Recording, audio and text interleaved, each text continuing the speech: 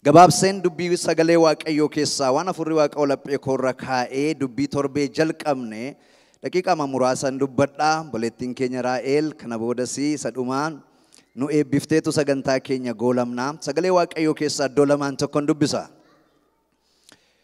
Luqaas boqonnaa tokko lakkoofsa tokko amma lamaatti dubbii jiruu fi hojii ergamootaa boqonnaa tokko lakkoofsa tokko amma afuriirra dubbii jirurra dhaabbadheetanii waama muraasa dubbadha. Mata dureen keenya torbanarraa yeroodhaaf ergamsa time and the mission mata duree jedhu walii wajjiniin ilaalaa turre. Waaqayyo sanyii namaa hundumaaf yeroo kenne nuun jedha sagaleen waaqayyoodha. Yeroo kana keessatti immoo hojii hojjetamu daarii hojii kutee kenne jenneetu ilaalaatii turre. Nan dubbisa iddoo kana kas jedha. Macaafa koosa kanaan duraa keessatti jedha Luqaas. Macaafa koosa kanaan duraa keessatti hojii ergamootaa boqonnaa tokko lakkoofsa tokko. Hojii ergamootaa boqonnaa tokko lakkoofsa tokko irratti macaafa koosa kanaan duraa keessatti macaafni isaanii kanaan duraa macaafa Luqaasi. Luqaasuma takka jedha sittis. Waa'ee Yesuus waan Yesuus hojjetee fi barsiise hundumaa caafeera. Waan Yesuus hojjeteef barsiise hundumaa Yesuus hojjetaadha, Yesuus barsiisaadha. Kunis immoo jalqaba isaatii kaasee hamma guyyaa inni ergamoota isaa warra fo'atee hafuura qulqulluudhaan abboomee gara waaqaatti ol fudhatameetti kan ta'eedha. Kan ta'eedha jedha. Luqaas irratti suma kana nuu jabeessa. Yaa ulfaataa Tewofilos. Ergamootaa boqonnaa tokko irrattis yaa ulfaataa Tewofilos. Tewofiloosii barreessa. Yaa ulfaataa jaallatamaa Tewofilos. Waa'ee dubbii nu gidduutti raawwatamee kana namoonni baay'een odeessuu yaalaniiru. Kanammoo qopheessuun isaanii akka warra jalqabaa jalqabanii duukaa turanii ija isaaniinis kan argan dubbatanittis kan hojjetan nutti dabarsanitti anis immoo dubbii kana jalqaba isaatii jalqabee keessa lixee qoraa waanan tureef tarree galchee siif caafuun gaarii fakkaatee anatti mul'ate. Kana gochuu koonis dubbiin sitti himame, dubbii waa'ee Kiristoos inni ati dhageesse, ergaa waldaa kiristaanaa isatti dhageesse sana dhugaadhaa fi amanamaa ta'uusaa akka hubattuuf si mirkaneessuufidha. Amma Luqaas hojii ergamootaa fi macaafa Luqaas nama ulfaataa, nama guddaa biyya Roomaa keessaa sadarkaa olaanaa qabu. Biyya Roomaa keessaa the highest position holdii godhee nama jiru tokkoo fi xalaa barreessa nama tokkoof maqaan isaa ulfaataa Tewofilos jedhama. Luqaas doktoriidha. Waldaa kiristaanaa ari'atanii lolanii keezii isaanii biyya diiguu gibirri mootummaaf akka hin kaffalamne godhuu mootiin Yesuus duwwaadha jedhanii keezii hamaadhaan keeziin isaanii koortii warra Yihuudootaa keessaa ba'ee imperial court biyya Roomaa sababa ga'ee fi kiristaanonni nama hin qabanii, dookterii hin qabanii, barataa hin qabanii, nama waa'ee isaa amantii kanaa defend godhu yookaas immoo apologetics isa jennu waa'ee amantii kanaaf nama dhaabatu barbaaduutti ka'anii. Waaqaan keenya gurraacha'eera. Akkaataa hamaadhaan kasasamnee waa'een keenya Roomaa ga'eera jedhanii yeroo isaan taa'anii gaddan Luqaas ani nama beekaa tokko qabaa, nama guddaa tokko qabaa, nama waaqa jaallatu maqaan isaa Tewofilos jedhama. Theo jechuun waaqayyo jechuudha. Filos jechuun jaallachuu. Nama waaqa jaallatu gooftaa kan fudhate mootummaa Roomaa caasaa sana kiyaa iddoo guddaa nama qabu tokko beekaa. Hiriyaa kooti jedhe. Luqaasis doktoriidha. Innis nama guddaadha. Waldaa kiristaanaa bakka bu'eetanii keessumaa dhimma hidhamuu Phaawulos hojiin ergamootaa hidhamuu Phaawulos bal'isee dubbata dhimma rakkina waldaa kanaan biriifii godha nama kanaafi tarii nu gargaaruu danda'a ta'a jedheetu Luqaasiif xalayaa dhedheeraa macaafa wangeela Luqaas barreessa waldaadhaaf yaa jaallatamaa Tiyoofiloos jedheetu ergaan waldaa kanaa kana fakkaata. Keessumaa hojii ergamootaa boqonnaan tokko waan gurguddaa afur lafa biriifii godhaaf Tiyoofiloosiif ergamsi waldaa kanaa maal akka ta'e mishinii waldaa kanaa ergaan waldaa kanaa maal akka ta'e soorsiin dudda waldaa kanaa dudda duuba jiru humni waldaa kanaa maal akka ta'e edda sirriitti lafa kaa'e dhugaan waldaa kiristaanaa biyya Yerusaalem keessa jiranii isa caafamee kortii keessan keessa jiru miti dhugaansaa isa kana jedha.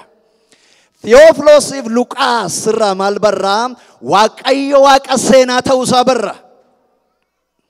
Luqaas jarraa 21ffaa keessatti waldaan addunyaa Universal Churchiin Local Churchiidhaa fi hambaa guddaan barreessame ka'ee jedhee barreessaan turre. Waldaan biyya lafaarra jirtu kan ittiin wangeela lallabamu evangelism materiaalii guddaa tokko dokumentii lafa kaa'ee miti. Mee waa'ee waldaa kanaa waa'ee waan nurra ga'ee warra empayiraattan adreesii godha dubbachuu yaala jedhee dubbata. Yeroo inni barreessu Waaqayyo immoo dugda duuba dhaabate isatti barreessitu kanan immoo seenaan godheedha. Haati nama tokko barreessita ani immoo addunyaaf nyaata godheedha. Haati nama tokkoof waa'ee waldaa ibsita ani immoo seenaa kana seenaa biyya lafaan godhadha. Waaqayyo xinnoo guddaa godha. Barreeffama xinnoo mul'ata xinnoo yaada xinnoo biriifii xinnoo Waaqayyo seenaa godha. Waaqayyo waaqa seenaati. Haleluuyaa. Seenaa hojjeta Waaqayyo. Waaqayyo seenaa dugda duuba jira. Waaqni keenya Iyeesus keenya historical figure keenya seenaa godha Waaqayyo. Waaqayyo waaqa seenaati. Kanaaf dubbii seenaa guddaa kana dubbii sagalee Waaqayyo kana adeemsa kana fuudhanii warra deeman yoo laaltan nama seenaa galmeessan miti. Nama maqaan isaanii dhaamu miti. Mul'ata guddaa kana the great message, the great mission, the great promise guddaa kana qabatanii warri adeeman namoota seenaa qaban miti. Namoota maqaa qaban miti. Namoota humna qaban miti. Namoota hawaasa keessaa iddoo qaban social capital warra qaban miti. Qurxummii qabduudha. Warra seenaan qabneedha. Warra seenaan qabnetu isa seenaa hojjetu harkaan qabate. Warra maqaan qabnetu isa maqaa guddaa qabu wajjin adeemsa jalqabe. Maqaan isaa Yesuus, maqaan isaa isa seenaa geeddaruudha. Maqaan isaa Jihoovaa jaaraadha. Haleluuyaa. Waaqayyo seenaa hojjeta.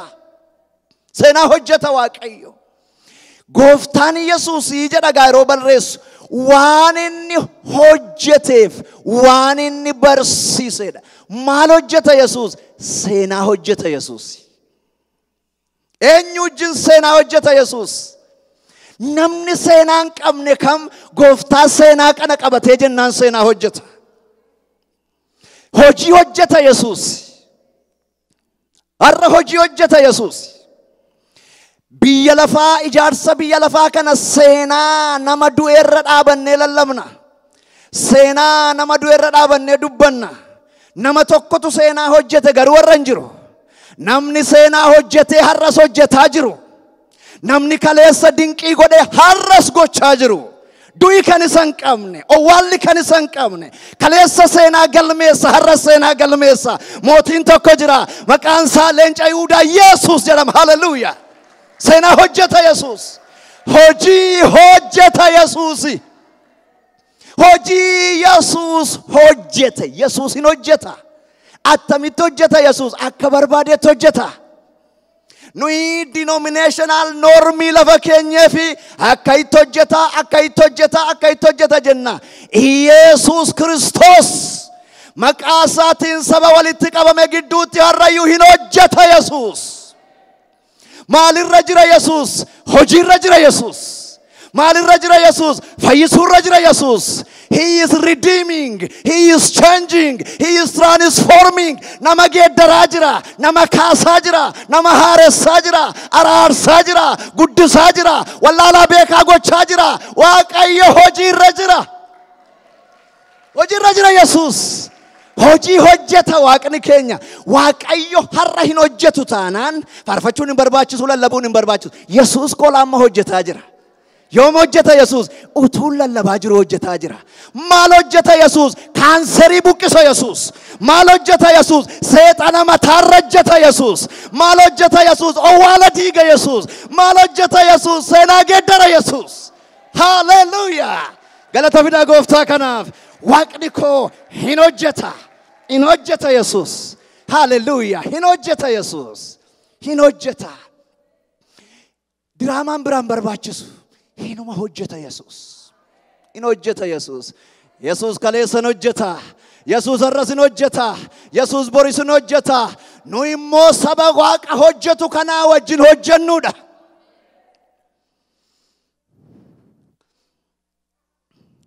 Agaa sabi Waaqayyo wajjin hojjetu kan qabeessa dhaabu hin jiru. Hojjeta Yesuus. Yesuus Kiristoos dhaabatee hin beeku. Ilaala. Ergamsa guddaa amma nagaa waldaatti kenne. Ergamsi harka keessan keessa jiru hojii wangeelaa kana. Hojiin ergamootaa hojii ergamootaadha. Luqaas garuu yeroo barreessu hojii Yesuus hojjeteedha.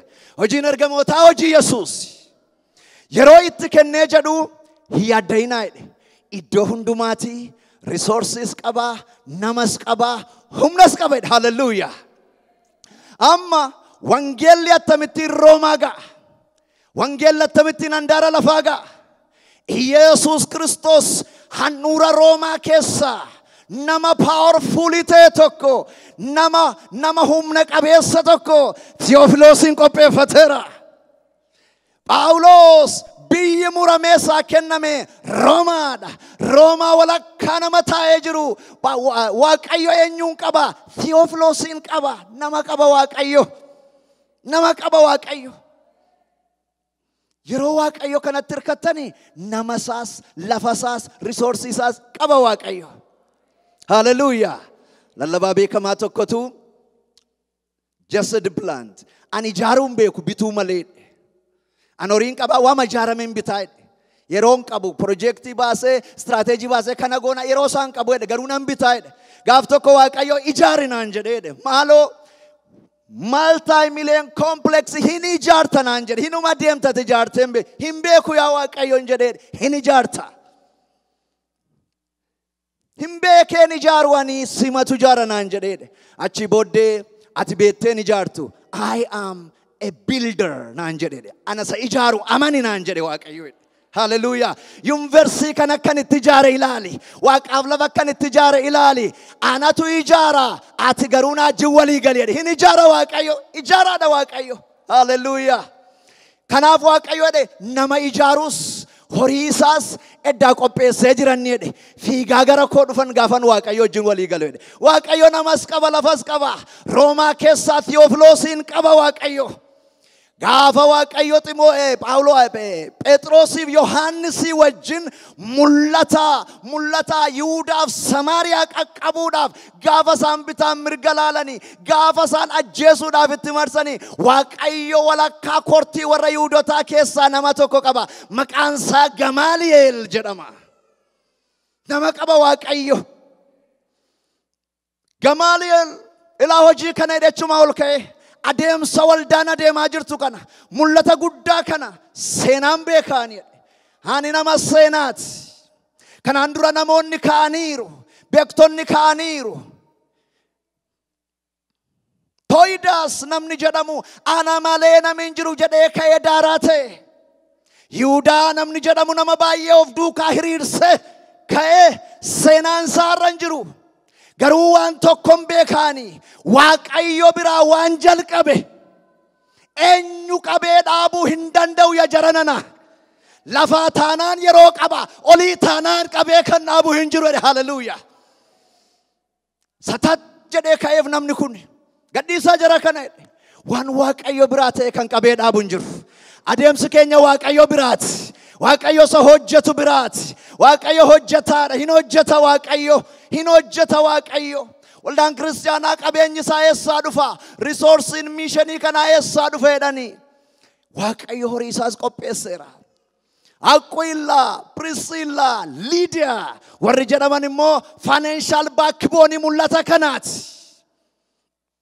waaqayyo gaafa mul'ata sinii kennu nama isaas qaba horii isaas qaba waaqayyo obboloota ko waldaan kiristaanaa mul'ata qabdi mul'ata kanaaf abbaan mul'ataa kana humna isaas qaba horii isaas qaba resources isaa hundumaa of harkaa qaba waaqayyo galanni kan waaqayyoodha haa ta'u abjuu keenya dudda duuba waaqayyo isa hojjetutu jira iddoo hundumaatti nama qaba iddoo hundumaatti qabeenya qaba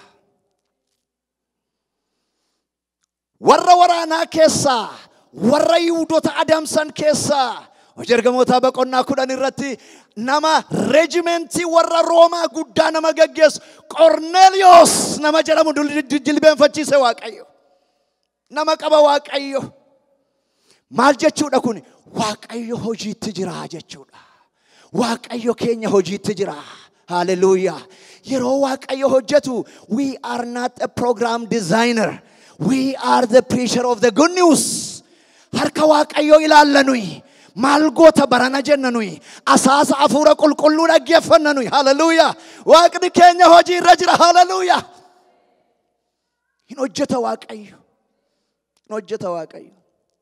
Dadureen koo ganama kanaa kanuma waaqayyoon hojjeta Yesuus hin hojjeta Yesuus hojii irra jira Yesuus fayyisaa jira Yesuus biyya geeddaraa jira Yesuus nama fuudhee deemaa jira Yesuus hojiin inni Yesuus annan hojjedha abbaan koos hin hojjeta jedhe harkan dachaafanna Yesuus hin dhukkubsatte si fayyisa Yesuus hin nabdee si kenna Yesuus gadi buutee ol si kaasa Yesuus hin wallaaltee beekaa si godha Yesuus hallelujah gooftaan koo hin hojjeta namni jedhume waaqayyoof galata guddaa isaa galchu hin hojjeta waaqni koo inni nuyi lallabnu hin hojjeta inni nuyi tajaajillu hin hojjeta hojiirra jira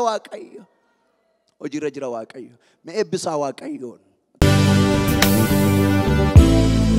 Waldaa Noogila